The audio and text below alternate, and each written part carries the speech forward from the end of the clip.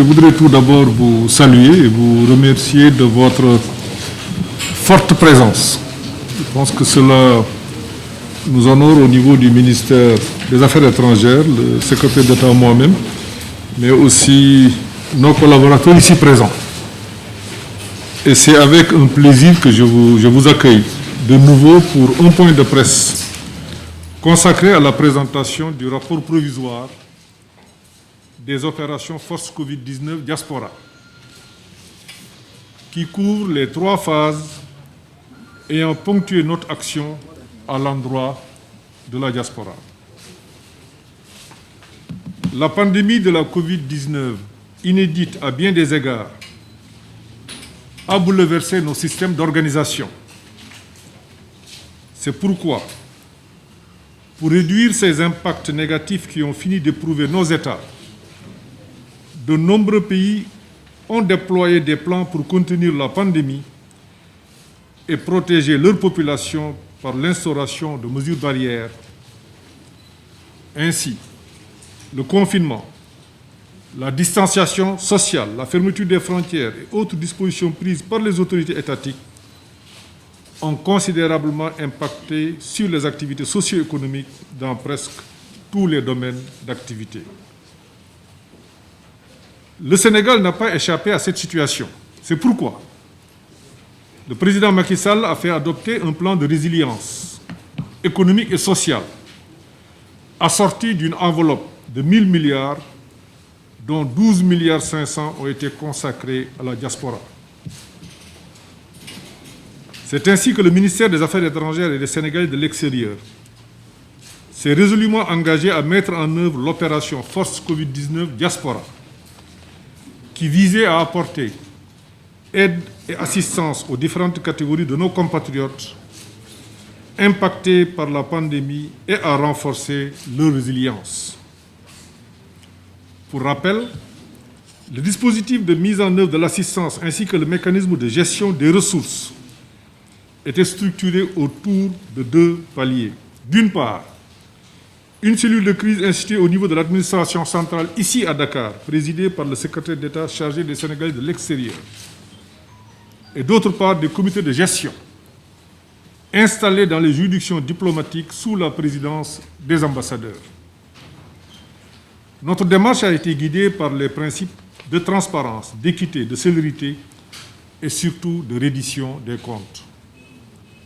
Il s'agit là de mettre en œuvre une volonté clairement exprimée par le chef de l'État pour que les ressources publiques soient gérées en toute transparence et avec rigueur, quelles que soient les urgences. Par ailleurs, il vous souviendra que dans le cadre de l'opérationnalisation de l'assistance dédiée à nos compatriotes, une plateforme et un centre d'appel ont été mis en place pour faciliter les inscriptions des demandeurs, répondre à l'objectif de transparence et surtout assurer une bonne communication. Ces dispositifs techniques ont prouvé leur pertinence et efficacité, dans la mesure où l'exploitation des bases de données a révélé qu'à la date de clôture de la plateforme, le 31 mai 2020, 200 141 Sénégalais de l'extérieur répartis dans 140 pays se sont inscrits. Pour ce qui concerne le centre d'appel, Call Center, ce centre a enregistré 18 633 appels au 22 juillet 2020, date de clôture de ces activités. Les opérations se sont déroulées en 3 phases qui se présentent ainsi qu'il suit. La première phase, du 7 au 29 avril, dite d'urgence, pour laquelle un montant de 726 millions ont été transférés aux ambassades et consulats pour la prise en charge des cibles prioritaires constituées de compatriotes bloqués, de malades, de familles de personnes décédées de la Covid-19, ainsi que d'étudiants non allocataires en situation de précarité. Au titre de cette phase, 1358 compatriotes ont été assistés. S'agissant de la deuxième phase, Du 30 avril au 29 juin, la somme de 5 253 744 000 a été versée aux 50 comités de gestion dans les juridictions diplomatiques. Elle concerne, en plus des cibles prioritaires, tous les autres compatriotes impactés par la pandémie qui n'ont pas bénéficié d'aide ou d'allocations de leur pays d'accueil dans le cadre des soutiens apportés dans un contexte délicat. Ainsi, en se fondant sur l'évaluation issue de la première phase, un recentrage des aides a été opéré sur l'Afrique.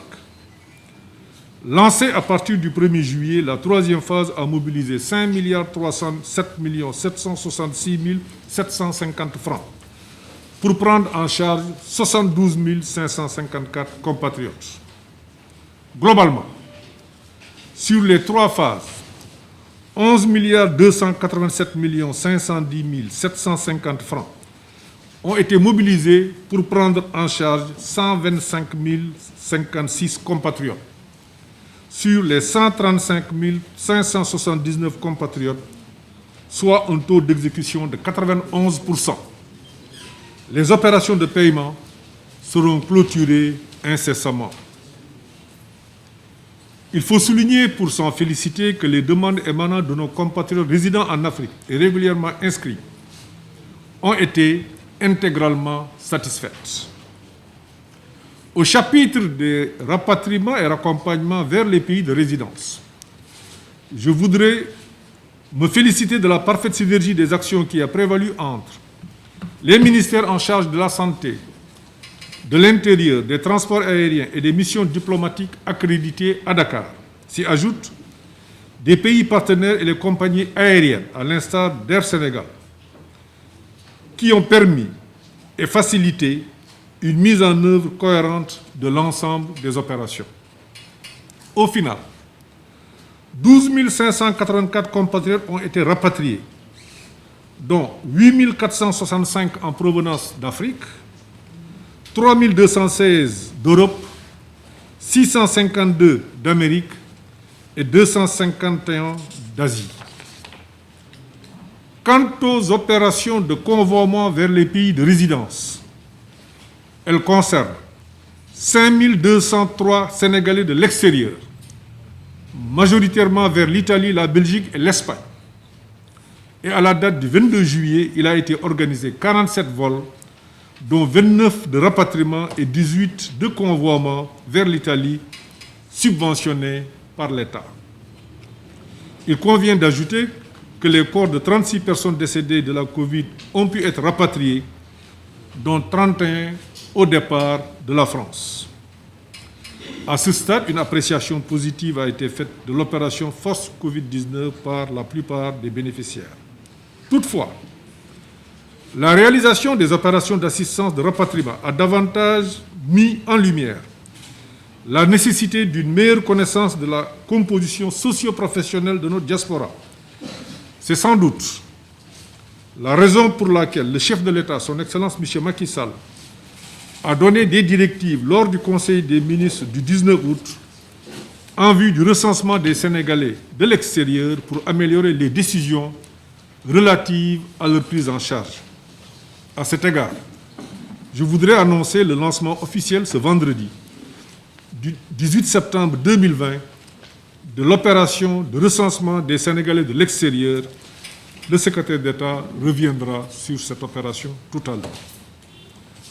Votre présence aujourd'hui m'offre également l'opportunité d'annoncer la mise en circulation très prochaine par la République du Sénégal de nouveaux passeports biométriques, diplomatiques et de service, faisant suite aux instructions de M. le Président de la République. Le ministère des Affaires étrangères et des Sénégal de l'extérieur avait entamé en septembre 2019 la réforme des passeports diplomatiques et de service, dont l'objectif est la mise en place d'un système de production sécurisé, ultra-moderne de passeports biométriques. La réforme a permis de remplacer un système de production datant presque de plus de 10 ans par un système innovant avec une page de données en polycarbonate. En plus de l'intégration d'autres technologies de sécurité, le système garantit une plus grande autonomie Il a été également opéré un changement dans la forme des titres de voyage, couleur et page de garde. Le passeport diplomatique est désormais rouge et le passeport de service bleu. Ainsi, la réforme comporte, en sus du volet important en investissement pour l'installation de 4 stations d'enrôlement, de 5 stations techniques, d'un data center doté de 2 serveurs et d'une machine de personnalisation, une composante formation et maintenance. Suspendu du fait de la Covid durant presque 4 mois, le projet a été repris avec la réouverture des frontières. Les tests effectués au niveau de la police de l'air et des frontières de l'aéroport international Blaise Diagne depuis le 19 août 2020 se sont avérés concluants. La réforme a été l'occasion d'aménager de nouveaux locaux exclusivement réservés au bureau des passeports, un espace convivial et accueillant qu'il me plaira de vous faire visiter tout à l'heure. Je vous remercie de votre très aimable attention.